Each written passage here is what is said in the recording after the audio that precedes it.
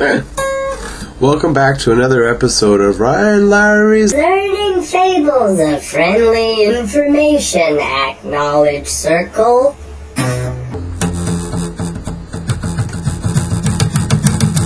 Murray, the muskrat, loved football. He was all like, "Oh, football is exciting and stimulates my brain." All the other muskrats were like,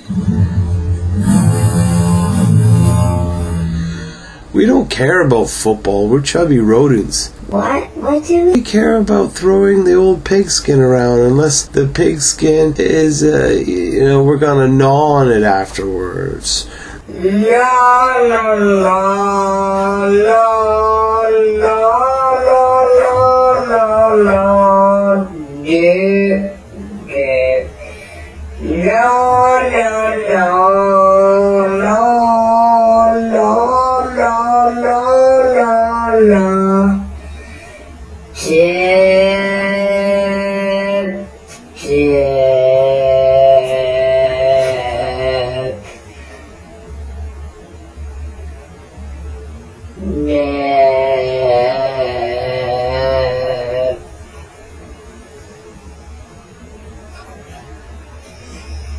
He was all like, "Oh, Murray the muskrat," he was all like, "Who's going to win in the trade with Minnesota, the strong things or the Cincinnati scary guys?"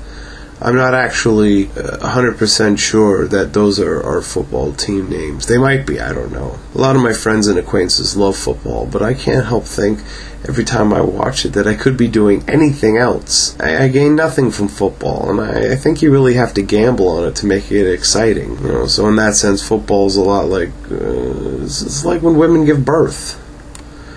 I don't believe the doctors should be allowed to tell you the sex of the baby while it's in utero. All the friends and family could bet on it, and if the woman miscarries or someone steals the baby before they get to see the sex of the baby, some crazed, lonely spinster runs into the hospital, the doctor turns around to get a scalpel to cut the umbilical cord, and poof, crazy spinster steals the baby, and they're like, "Where did the baby go? That's not kosher." I really don't believe that football can be exciting without gambling. I just don't.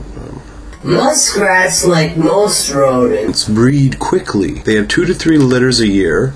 Usually there's an average of 7 babies in each litter, making muskrats almost as bothersome as Catholics. When some people see a woman walking with 7 kids, they're like, "Oh, wonderful, the circle of life." All I think is, hey honey, learn oral. 7 children. They're gonna live in a shoe now. I like to say that to people. Some people wear muskrat fur jackets, and they look stupid because muskrat coat is not all that glamorous. I don't understand the love of wearing fur now. We've been synthetically making materials for centuries. When I see a woman wearing fur, it's like she's signaling that she has a lot of pubic hair. That's what I think wearing a fur coat is. She's wearing a fur coat. It's like, hey, I'm wearing a fur coat, so don't expect a lot of smooth down there, boys. I've got a wet rat in a rainstorm, if you know what I'm saying, and I think you do. I like to say that to people who wear fur when I meet them. "Hello, nice to meet you. Wow, a fur coat. I'll bet you have way too much pubic hair down there. Yikes. I'll bet you look like a rope unraveling in a river down there." I don't know what you would wear to signal to people that you don't have much pubic hair, I guess. Saran wrap.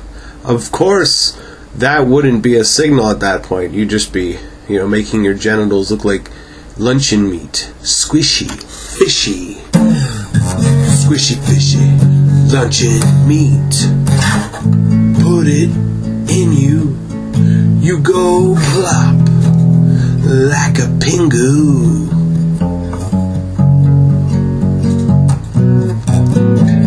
Squishy, fishy. Luncheon meat, we put it in you, and you go plop like a pingu.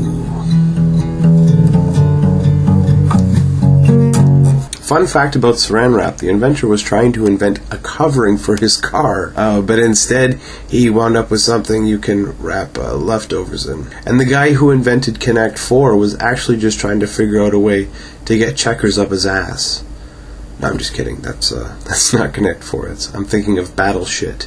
You sunk my battle shit. What else do muskrats do? They look like beavers, only puffier, very puffy. You know what else is puffy? The queen's hairdo. Oh, it is. Go look at the queen. Big poofy hair. I am of the opinion that we should do away with monarchies. They're just counterproductive. It's a lot of other old superstitious silly pastimes, like, walking under a ladder or avoiding the number 13. People on the 14th floor, they have to know that they're actually just on the 13th floor. And speaking of number phobia, I was walking in a new subdivision the other day, and I noticed that the numbers on the houses went 664, 665, then 667. Okay? So the town ordinance actually lets them leave out the devil's number. Okay? I see the fear of the number 666 the same as admiration for the queen, because both have divine implications, okay? God sends a spooky number, or he has a representative on earth like a pope or a queen to speak for. That's stupid. It's stupid. Another superstition I've always found ridiculous is the fear of black cats. Like, where did this wacky thing come from? Well, the first Christian priests wanted to wipe out all traces of other mythologies that were popular at the time. And Egypt had a bunch of ideas that Christians liked, and when I say Christians, I mean the first people who thought up the myth. Nobody wanted to accuse Christians of plagiarism, so the Christian priests, to avoid being accused of plagiarizing their mythology, they began superstition that black cats were harbingers of the devil. Black cats in Egyptian mythology were seen as symbols of the goddess Bast. Christian priests also like to pass around the idea that old ladies that took care of the cats were witches. And this is a superstition that still stands out to this day.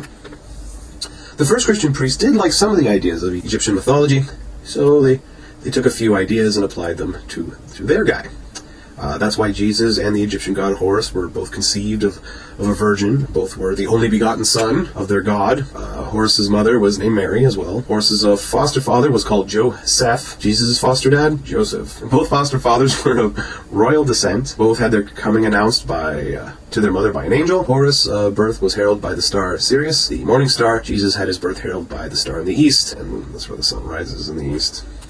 Ancient Egyptians celebrated the birth of Horus on the 21st, the winter solstice. Modern Christians believe the birth of Jesus was on the 25th December. Both had shepherds witnessing their birth. After the birth of Horus, Herod tried to have Horus murdered. After the birth of Jesus, Herod tried to have Jesus murdered. Neither have any official life histories between the ages of 12 and 30. Horus was baptized in the river Eridanus. Jesus was baptized in the river Jordan. Both were baptized at the age of 30. Horus was baptized by Anup the baptizer. Jesus was baptized by John. Both Anup and John were later beheaded. Horus was taken from the desert of Amanta up upon a mountain to be tempted by his arch-rival Set. Jesus was taken from the desert in Palestine up a mountain to be tempted by his arch-rival Satan. Both Horus and Jesus successfully resist the temptation. Both had 12 disciples. Both walked on water. Both cast out demons. Both healed the sick and restored sight to the blind. Horus raised his dead father, Osiris, from the grave. Jesus raised Lazarus from the grave. Similarity in the names is when you say them aloud. Osiris was also known as Asser, which is El Asser in Hebrew, which is El Asserus in Latin. Osiris was raised in the town of Anu. Lazarus was raised in Anu, literally meaning the house of Anu. Both delivered a sermon on the mount. Both were crucified. Both were crucified next to two thieves. Both were buried in a tomb. Horus was sent to hell and resurrected 3 days later. Jesus was sent to hell and came back 3 days later. Although Friday night to Sunday morning is really not 3 days. But anyways, both had their resurrection announced by women. Both Jesus and Horus were supposed to return from a 1,000-year reign. Yeah.